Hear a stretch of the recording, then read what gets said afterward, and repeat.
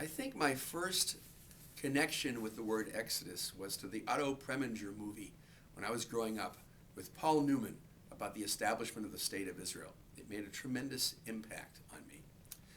This week we begin the book of Exodus, and what a book it is.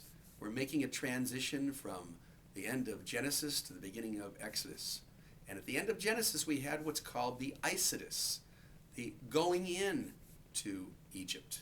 All of the tribes came down through the brothers who really came to see Joseph, to discover their long-lost brother.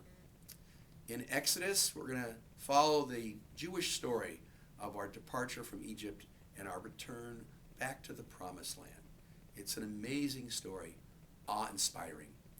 Exodus and Exodus come from the words eis, meaning into, and ex, meaning out of.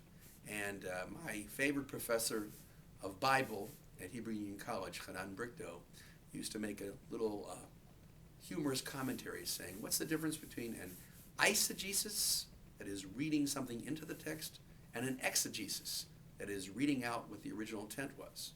And he would say, eisegesis is your interpretation. Exegesis is mine.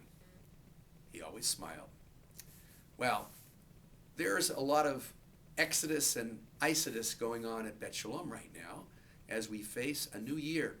This week's Torah portion coincides with the secular New Year date of January 1st. And that means a wonderful Exodus and Exodus here at Bet Shalom. I have for the last couple of weeks been moving all of my books and things out of the senior rabbi study into my new wonderful place in the old library upstairs at Bet Shalom.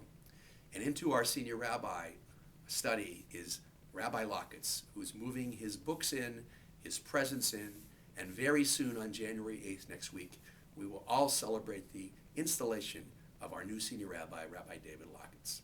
These are wonderful things to think about as we begin the book of Exodus, as we celebrate a new year, and as we make a wonderful transition in the life of Bet Shalom. Shabbat Shalom.